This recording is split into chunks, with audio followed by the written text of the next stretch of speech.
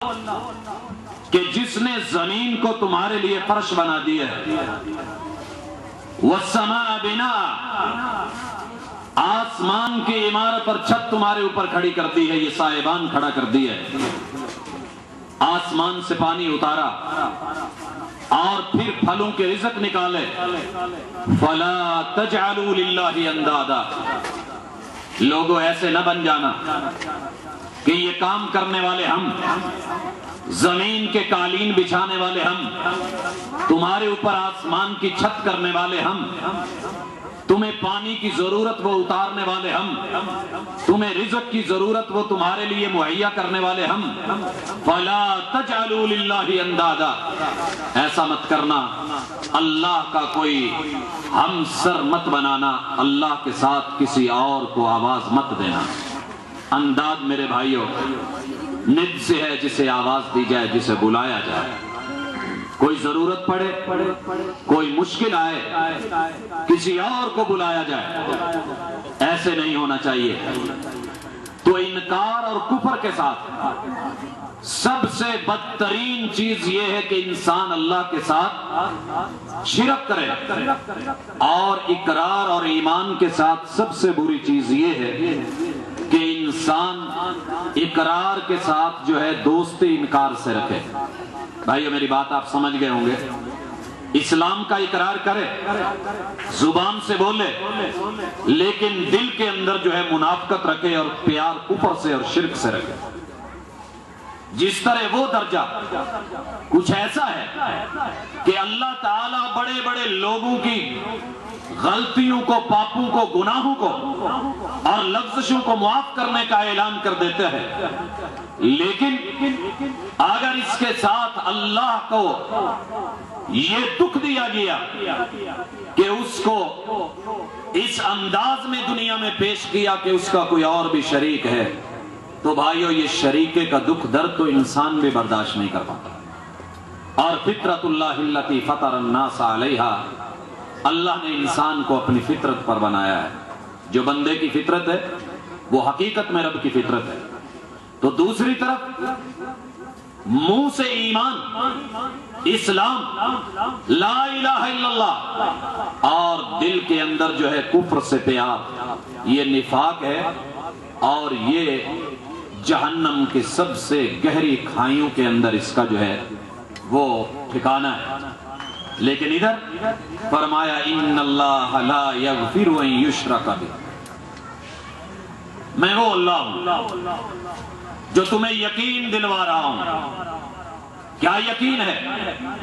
ان اللہ، بھائیو عربی میں انہ وہاں آتا ہے جہاں سننے والے کو، سامع کو یا مخاطب کو شک ہو۔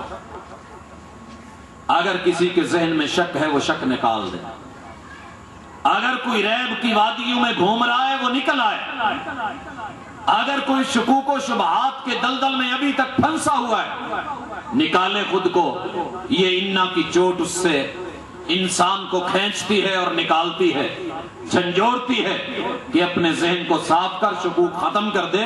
ان اللہ، تیرا اللہ تیری ماں سے 99 گنا مہربان زیادہ ہے، لیکن اتنی مہربانی کے باوجود اگر تیرا ذہن یہ ہے کہ لاکھ گناہ کر کے، ظلم زیادتیاں کر کے، بغاوتیں عداوتیں کر کے اگر ماں کے قدموں میں بندہ گر جائے تو ماں معاف کر دیتی ہے، یہ تو 99 گنا زیادہ مہربان رب ہے۔ یاد رکھ ان اللہ لا یغفر ان یشرک بہ، اللہ کو یہ بات پسند نہیں، اللہ کی غیرت کے منافی ہے کہ جو بندہ دنیا میں رہتے ہوئے اللہ کے ساتھ کسی اور کو شریک کرے وہ اسے معاف کر دے۔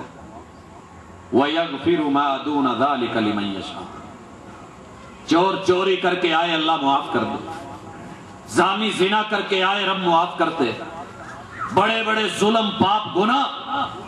ترمذی کی روایت، اے میرے بندے لو اتیتنی بقراب الارض من الخطایا، پوری زمین کو بھر کے گناہ لیا، زمین کی ڈش لے لے اور اس کو تاحد نظر گناہ کر کر کے بھر ڈال، یہ تو ممکن ہے کہ میں تمہیں معاف کر دوں، لیکن کب؟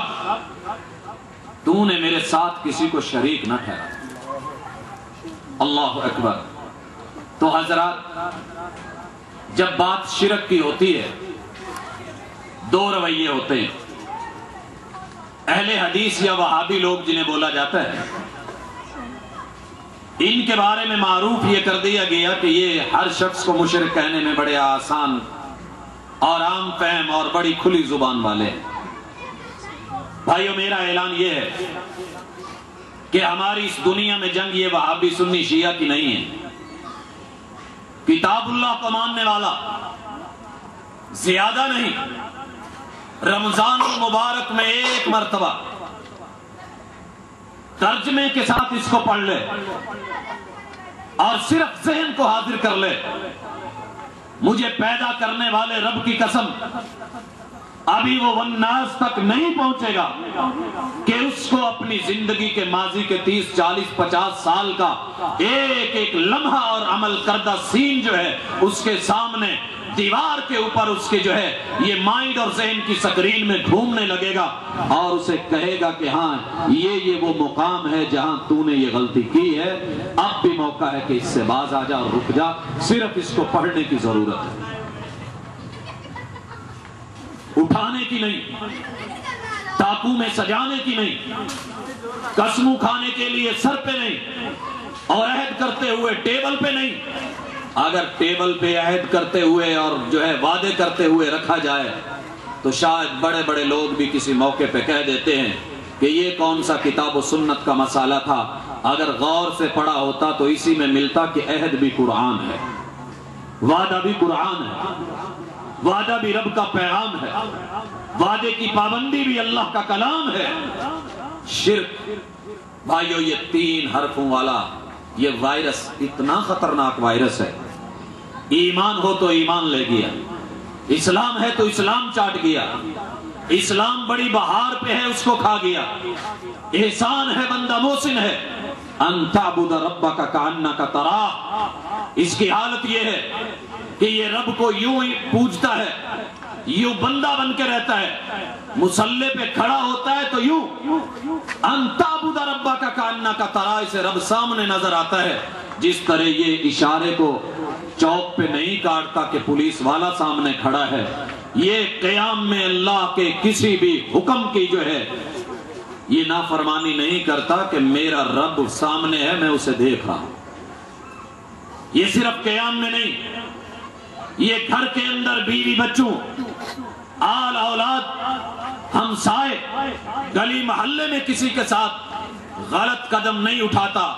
کیوں کہ یہ اللہ کا بندہ بن کر کے اس محلے میں رہ رہا ہے، اور جب کوئی سوچ ذہن میں آتی ہے تو فوراً یہ دیکھتا ہے کہ میں تو اپنے رب کو سامنے دیکھ رہا ہوں، اس کو دیکھتے ہوئے یہ کروں گا تو مجھے حیا نہیں آئے گی. ایسا بندہ دکان پہ بیٹھا ہے، مال روپے پیسے میں، لین دین میں، تجارت میں، رشتے کے لیے نکلا ہے، تعلقات میں، دنیا کے ہر کام میں قدم پھونک پھونک کے رکھ رہا ہے. لیکن کیا ہوا؟ اسی دوران کے اندر دل میں یہ بات آ گئی کہ میں بہت اچھا ہوں، میں تو بہت متقی ہوں، میں تو بہت نیک ہوں. یہ کون سا وائرس آیا ہے؟ یہ میں 3 حرفوں کے ساتھ، میم یہ نون، یہ میں، یہ تیری میں تجھے لے کے بیٹھ گئی. یہ اصل میں شرک کا جرثومہ ہے، شین رے کاف کے ساتھ، جو 3 حرفوں والا ہے. تیری اس پوری نیکی کو چاٹ کے نہ رکھ جائے تو محمد الرسول اللہ صلی اللہ علیہ وسلم کا فرمان نہ رہے. یہ میں لے گئی ریا کی طرف، قیام لمبا کر دیا اور لوگوں میں اشتہار لگا دیا، مسجد بنائی، کتبہ لگا دیا، اپنے نام کی شہرت بھول گیا. وَأَمَّا بِنِعْمَةِ رَبِّكَ فَحَدِّثْ، تجھے جو بھی نعمت ملی ہے قیام کی، آرام کی، اخلاق کی، حسن کی، محبت کی، پیار کی، مودت کی، اچھے جملوں کی، پیارے بولوں کی، اچھے معاملات کی، اچھے تعلقات کی، دنیا میں صحیح لین دین کی، یہ تو تیرے اوپر تیرے رب کی نعمت ہے. اگر کبھی بیان بھی کرے تو وہ اما بنعمت ربک فحدث، رب کا نام مت بھولنا، میں نہ کرنا، یہ تیرے رب کا دیا ہوا ہے. حضرات آئیں، اسے بھی میں ٹچ دے جاؤں. میں سمجھتا ہوں رسول اللہ صلی اللہ علیہ وسلم کا یہ فرمان میری ساری گفتگو کا خلاصہ ہو سکتا ہے. اور اگر ایک مسلمان راولپنڈی اور اسلام آباد کے